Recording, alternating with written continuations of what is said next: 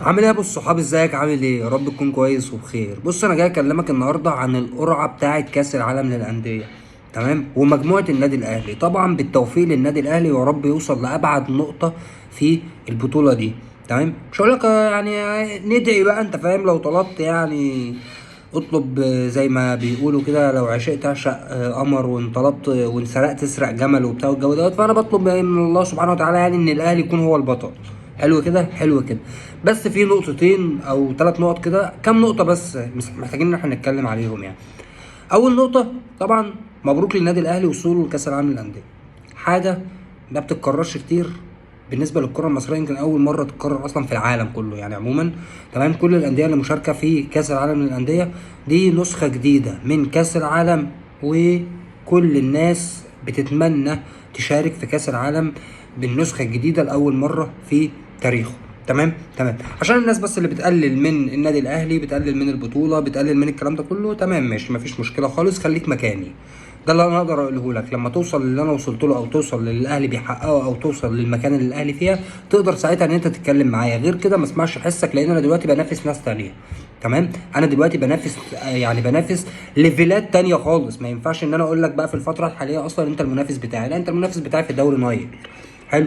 ما علينا بقى، انت كام نقطه انا كام نقطه، فكك بقى من الكلام ده كله. بس انا دلوقتي ببص على منافسه بعيده المدى شويه قدام، شويه لسه في شهر 6 اللي جاي، 15 6 اللي جاي تبدا المنافسه ما بيني وما بين الانديه بقى. انت بتنافس بقى انديه، يعني انديه كبيره جدا طبعا، انديه يعني اللهم صل على النبي: ريال مدريد، يوفنتوس، مانشستر سيتي، تشيلسي، اتلتيكو مدريد، بروسيا دورتموند.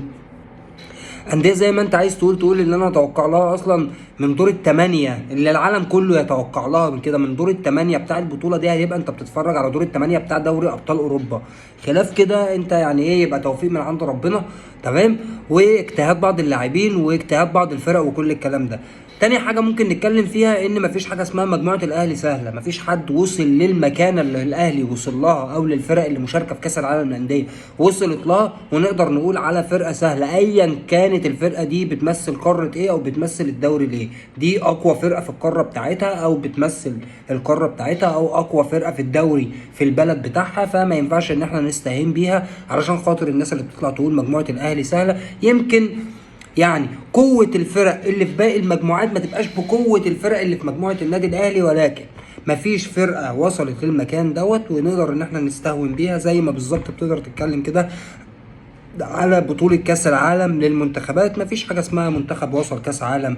يعني شفنا قبل كده غانا وصلت لربع النهائي، شفنا المغرب لعبت خدت رابع كأس العالم، شفنا منتخبات كتيرة عملت، يعني كانت هي الحصان الاسود بتاعة البطولة. كانت الناس كلها ايه، شايفة ان هي هتودع اصلا من دور المجموعات. فما ينفعش ان احنا نستهون بأي فرقة معانا في البطولة.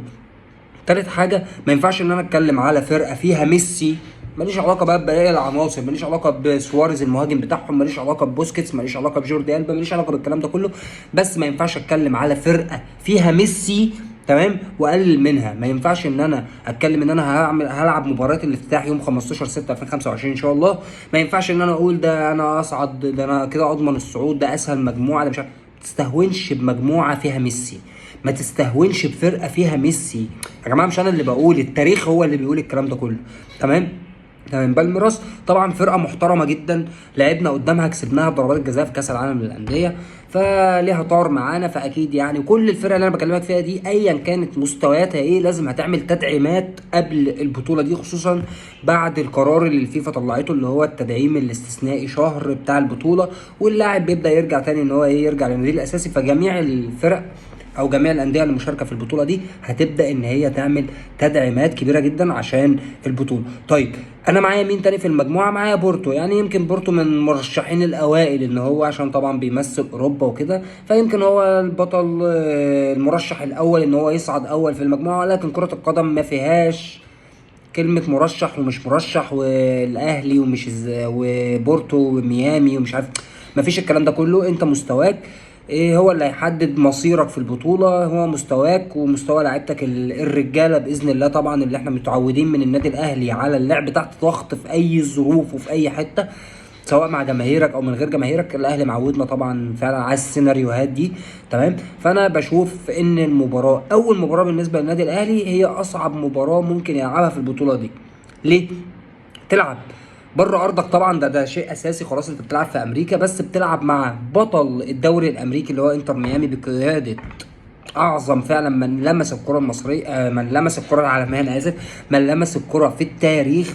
تمام. فانت دلوقتي بتتكلم ان انت هتلاعب المباراه الافتتاحيه النادي الاهلي المصري مع انتر ميامي الامريكي على ملعب هارد روك الامريكي في قلب امريكا. فانت بتتكلم ان تقريبا يعني 90% من الحاضرين او 95% من الحاضرين كمان هيكونوا بيساندوا انتر ميامي. فانت بتلعب بطوله خارج ارضك، ماتش الافتتاح بتاع البطوله، بطوله كبيره، بطوله مش سهله، مش زي اي بطوله انت لعبتها قبل كده حرفيا.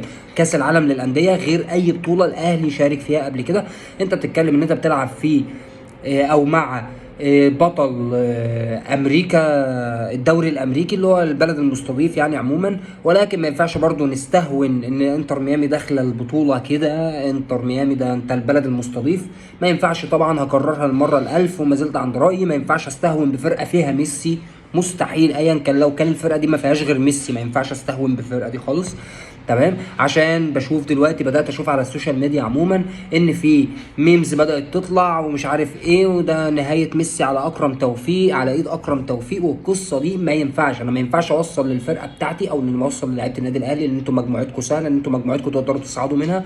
لا، انا لازم اوصل للعيبه النادي الاهلي ان انتوا في مجموعه سوري يعني الجحيم.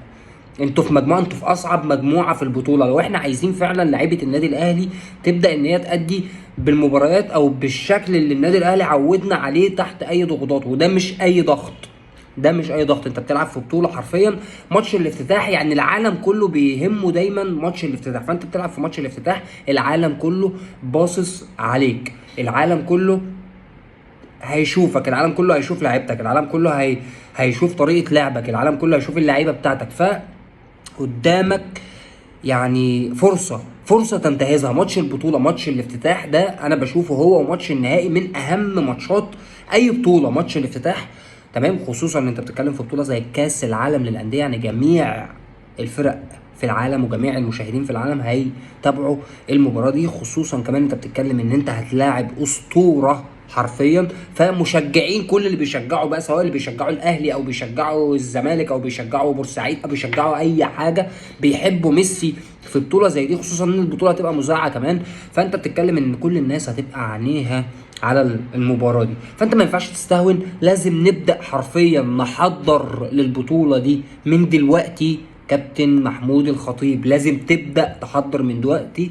لازم مارسيل كولر يوصل للعيبه بتاعته احنا في اصعب مجموعه في كاس العالم، مش في اسهل مجموعه خالص. تمام. احنا شفنا طبعا الهلال السعودي وقع مع مين، شفنا العين الاماراتي وقع مع مين، الوداد وقع مع مين، الوداد وقع مع العين الاماراتي، مع اتلتيكو مدريد، مع مانشستر سيتي.